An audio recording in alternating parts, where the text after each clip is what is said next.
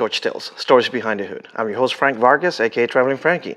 Here we are with James, and James, I just asked him twice, and I still can remember, so I'm going to have him say his last name. Steeckinger. There you go. Whatever he said, right? So thank you, James, for being here. Appreciate you driving half hour and just meeting with me and kind of share a little bit who you are, where you come from, what you do, and the whole 9 yards. The logo says what he does and the company that he has created. So he's a welder, and we're going to touch on all that. Where are we right now, James? South Bend, Indiana. Correct. And you're only about half hour away from here, right? Yep. And you've been here for a long time. Pretty much, yeah. Pretty much, right? Yep. So now, the company that you have created that is your baby's SSP Weld. Yes. And we're going to touch on what that is, but you guys know how that works. First, we're going to get to know the person, where they come from, what they do, how come they're here, why the hell they picked the welding industry. Let's go back. Where are you from originally? I was born in Illinois, Chicago, Illinois. Gotcha. Yep. And how old were you when you came this way? Probably like 2 or 3, probably. Oh, really? If I remember, yeah. Gotcha. So that was your parents' decision. Yes. We're moving away for whatever reason. Yep. And now, do you remember anything as a 3-4-year-old or no? No. So it's all about here. Yep. What were you into as a kid? What was your thing? You go to? Not really too much. No? No. So you never got in trouble? You were never out there throwing rocks or really? No. Oh, this is the first welder I know that never got in trouble. We were into like BMX bikes and stuff. Oh, really? Teenager years, Gotcha. So, but not really getting in no trouble. So. And were you into like hand stuff? Like, were you mechanical? Were you like fixing things, not breaking really, things? No. My dad was, so I'd always watch him or help him do it, but not really, no. Gotcha. So. When you are going to high school, were you already thinking welding as a career? Was anything like, hey, I kind of saw a spark somewhere, maybe I want to get into that? No, we really didn't have none of that in school, so. It was No. Just... All right. You were one of those that stumbled into this. You stumbled into a job that then kind of helped you get into the welding career. Now, the company that you work for now, what exactly do you do there? I'm a TIG welder. How long have you been there? Oh, almost 19 years right now. Wow. Yeah. Who stays that long in companies nowadays, right? So kudos to you, or not sure if I should say congratulations, or don't say anything, just in case, But now, when you first started there, your position was always going to be a welder? No, I was just a called metal cell operator. Okay. It was like just the only one big company that was in our town. Gotcha. So everybody went there. Got it. So.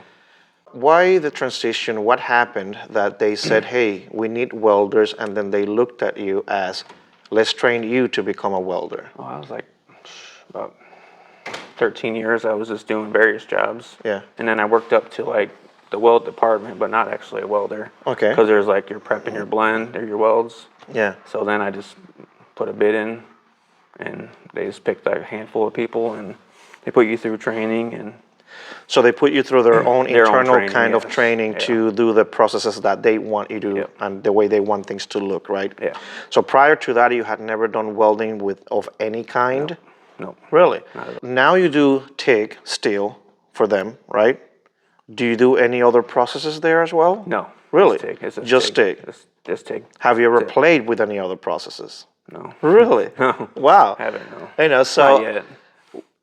When they first said, hey, here's what we need, we're going to train you, and all of this, did you always think you were going to be able to do the job, or you were like, it's probably better pay, I'm going to try, or you kind of, no, I do want to do this? That's kind of what it was to start with, was the pay, pretty much, obviously. Every one of us, right? So where's the money? Yeah. Yep.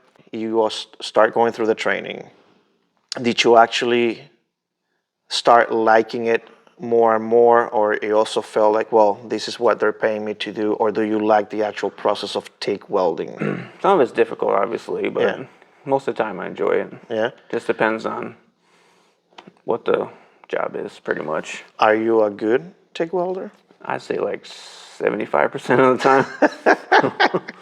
Okay. Yeah. Oh, hey, that's I like the answer. I like the honesty. Nobody's perfect, so it's not. No, it's not. It's not. It's Do you do any welding outside of the 9 to 5? We do I do in my garage just to play around, like some of the little TIG art and stuff like that. Oh, so you do? Are you tried it selling once. it out there, or no? It was just a little sample Gotcha. pack to try it out, but that's about it. Okay. What machines are you using at work to do the TIG? Work that we used Miller. Get Miller? Yeah. All right, cool. Yeah. And so now I know that your own side gig, the SSP Weld. Yes.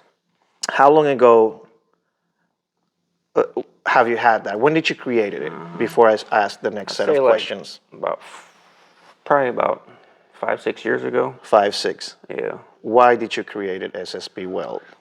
Well, obviously I'm a welder, so I needed something to put all my consumables and such in because we share a booth with 3 other people. Gotcha. So that's kind of where the concept came from. So pretty much it was like, don't touch it my was just crap. for me, yeah. It was just Do whatever you want, but this is my stuff. yeah.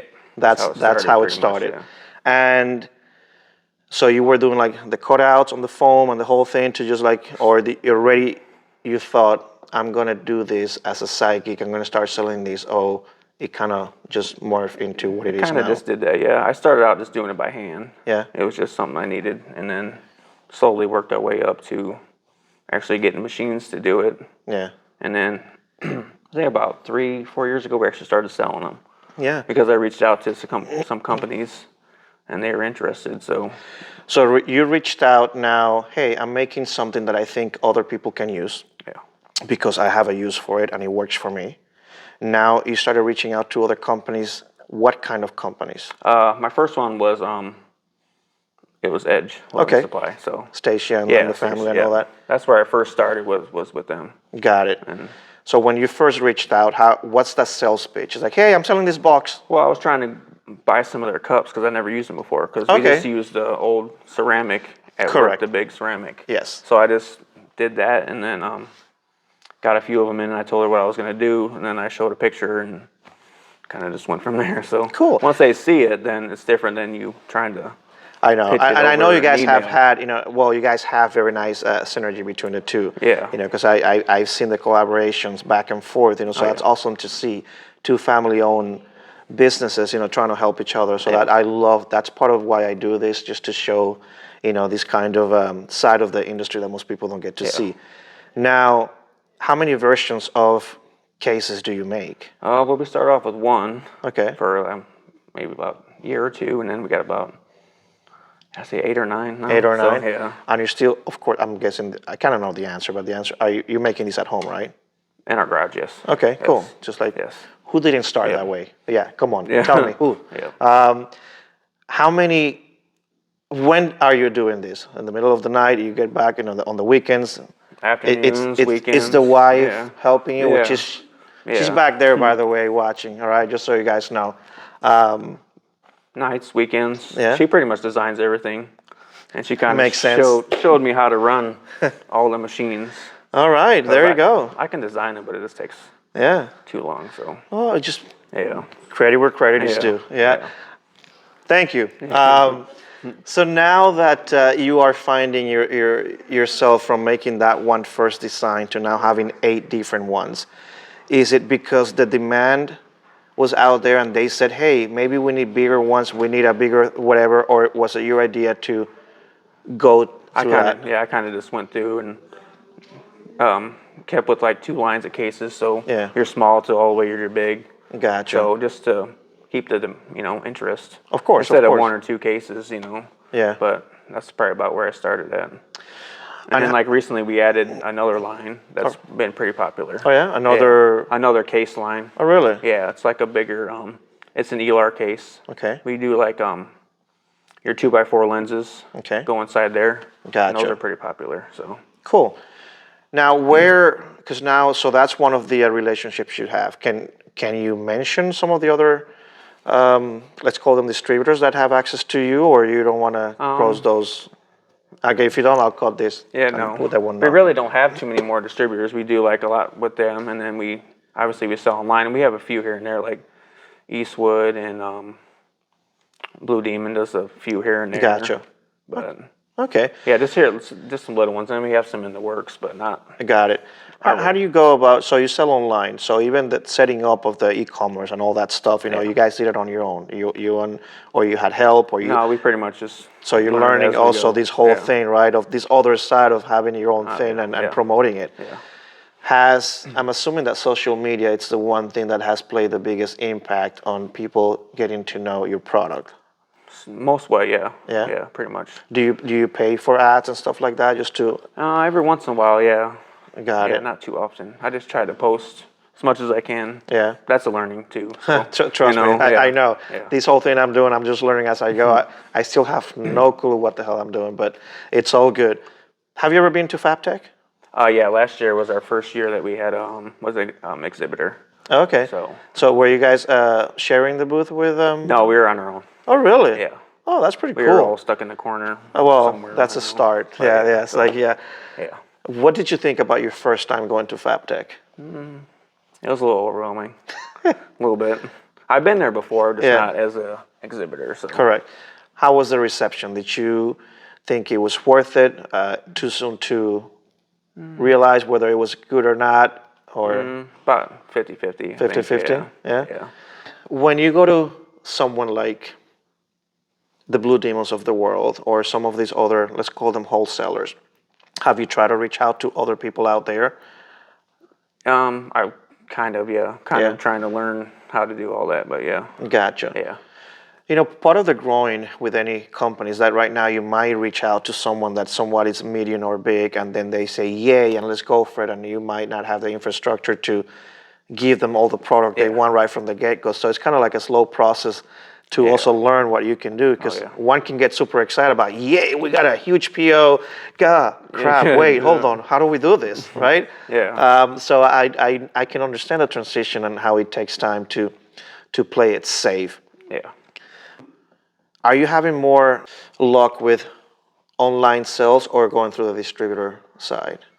I say about 25% is online sales, Okay. and then distributors. We've been trying to reach out to more distributors just to get it out. Of course. Bigger quantities. Of course. But, so yeah, the website, it's just a hit or miss. Gotcha. Yeah, you never know. And I'm assuming that the pricing structure that you guys have, it's like, distributors is totally different from online, right? Because you don't want to create that conflict. It's like, whoa. Yeah, that's all learning too. So, Right. It's pretty much process. So Yeah. The content that you are creating for SSP Weld, you are creating all that. You've also learned or are still learning how to create all this stuff. And do you think it's necessary to create content every single week, every other day? Or like, what's your take on how you see your social media? I try to do it daily. Oh yeah. Yeah. And Couple times a day. Any kind of just quick, Just like random reels, and seems Yeah. like the reels do a little bit better than just a random picture. So put some music in there. And I know, right? I just learned how to do that recently, so that's new. But yeah. Because I'm assuming you are from a generation, and I'm not trying to ask, but I'm assuming that you are over 35. Oh yeah. Okay. Yeah. All right. So this is a learning curve and a learning thing for every one of us that now have to use social media as our digital business cards, right? Oh yeah. Were you into social media before all this? No. Yeah. Started this for this. Yeah. So. Well, Yeah. I get it. I get it. It's the same thing. You've been married for about 7 years. I asked him that off camera. I just wanted to make sure that he actually had this again. And do you guys have any kids? No. Okay. Just 2 dogs. Yeah. That's it. As expensive as kids, or maybe even more. Yeah, they need more attention. Where would you like to see SSP Weld in the next 5-10 years? Like, what's the end goal? What are you guys are looking for? Well, first we want to be in a warmer state first, but All right. we would like to obviously grow, but that's the issue I have. I'm not patient enough for that. So I kind of want to get the big. Tough luck, dude. Then, You're gonna have to learn how to be patient. But that's the hard part. Because even I've been in the industry for 15 years, of course, on the manufacturing side, representing a product, selling a product, and sometimes rejection is the one thing that helps you, that forces you to be patient and to have patience whether you like it or not, because you have no choice. Now you rely on so many other people out there to weigh for a yay or nay. Like sometimes I wish it was just a no from the get-go so I can move on. Yeah, pretty much. But sometimes they're just stringing you along for a while, and you're like, dude, like, is it yes or no? Like, yes, right? Definitely. But that's something that you're gonna learn whether you like it or not. Do you see your line morphing into other kinds of things, other, let's say, other cases for other things that are industry related? Yeah, we were looking into. Yeah. We're always looking into trying to do something new. So Gotcha. just process is a little hard. Yeah. You know, So when you said that your wife ran the machines earlier and stuff like that, what kind of machines are we talking there's about? laser. Oh, so you guys are cutting all laser the cutting, yeah. all the forms on the cases and all the stuff Yes. with a laser Yeah. cut? Yeah, you just have to design it on the computer Of and course. then shoot it over to the machine. So. Got it. How much you work very well with Edge, and what about having other social influencers that I think I've seen a little bit of that, that they'll tag you guys, do some sort of collaboration and all that. Is that something that they're coming to you, you reaching out to them, or how is that It's about process? 50-50. Yeah? I always try to get some people out there to advertise. Of course. Because, want to see people using the products and such. So Yeah. it's kind of like 50-50, and sometimes it doesn't work out. So Yeah, it doesn't. But What's how many followers do you have right now on your? I think it's 8,500-ish, I think. Have you seen a growth gradually, organically, or has it been just a period where it went bam, bam, and then it kind of got stagnant for a little bit, or it's always slowly? Just slowly, yeah. Yeah? Yeah, it's been a little slow. But What was the one number that once you hit that number of followers, you were like, holy crap, look. I think it was like 5,000, yeah. Yeah? Yeah. Yeah, that kind of Yeah. made you feel like, oh, we made it. Yeah. Yeah. Probably about 5,000. Yeah? Yeah. So I guess the next goal is now 10,000, right? That's Hopefully, yeah. the round number. Hopefully, yeah. Yeah. Are you going to go to FabTech this year just to walk it around, or No, a version of it? we're exhibitor again this year. Oh, you are? So, yeah. Okay, well, Yeah. so I guess that 50-50 of last year was enough to make you want to do it again. Try it out again, yeah. Yeah. Different state, so. Have you ever tried any other shows other than We go FabTech? to PRI in Indianapolis. Yeah? It's in December. Okay. That one was pretty good for Really? us, so yeah. Cool. That's more like your racing industry. Oh, I think Yeah. I think Edge actually mentioned that one. Yeah. Yeah. What is the is there anybody else out there doing the same thing you do? Do you have competition? Pretty much that's it. I wouldn't say competition, no. Okay. I wouldn't say no. No? There's other, like your normal cases Correct. that come with most of your products, but nothing like we do. No? As far as I know. Are you making custom cases too? Like We get the cases from a company in the States. Okay. And then we also get the foam, obviously, and put it all together then. Gotcha. But the case is already made up. Okay. So are they U.S. cases? Yes, California. Got it. Yep. And everything of the foam and all that, are you guys like buying bulk and pre-cutting Yeah, and whatever, yeah, right? yeah. It makes sense. Try to, yeah. Of course. Because of what you're doing, what the cases you're getting, the work you're putting into it, you do consider yourself a U.S. made company, Yes. right? Is that important to you, or is it important just to still provide quality, but also saving money and making money? Quality product, yeah. Yeah. U.S. and quality product. Some of our products ain't from U.S., but Yeah. 90% are, so. How do you handle customer complaints or rejection? Have you had any like, hey? Really haven't had any. Really? As far as I know. Oh, wow. Yeah, because we send out our cards and stuff with every order. Just to kind of see feedback or Yeah. anything? A couple here and there where they bought the wrong products, but that's Gotcha. about it. So Okay, well, hey, so far, so that's a good ratio. As far as I You know, know, yeah. why not? Keep it up. Congrats. Where being a welder, a TIG welder that uses cups as well, that created this case because of you saw personal need, and now, hey, I think other people need these or might need these. Why not learn other processes? don't really see the need to do it right now. Okay. Maybe in the future, but Yeah. I'm pretty content Gotcha. with what. The only reason why I asked that is because, and I'm not a welder. Yeah. Of course, I've been in the welding industry for so long and exposed to all these other things. But every once in a while, I run into something that is completely separate from what my strengths are, and then it sparks other ideas for other things. Like, oh, I didn't know that one thing can use these other things. Yeah. So again, it's just kind of not knowing what we don't know what we don't know, right? thank you again for taking the time and just driving out of your way, especially because I know you were working. Yeah. And so sometimes when we are done with work, we just want to get home and be done with it the whole day. But I'm always impressed and grateful for all those small entrepreneurs that are starting something out of a need, out of something that they saw for their own personal need, and now slowly they're trying to make it. This is what this whole country is all about, So I work for a family-owned company, been there for 15 years. I see all this edge, family-owned, U.S.-made, or at least trying to make as much as they can in here. So I respect that so much, 100%. So for me, it's like every time I get to talk to someone like you, it's just a win-win for me. It's for what we do. And I hope that everyone out there, supports the small businesses out there, people that just came up with an idea.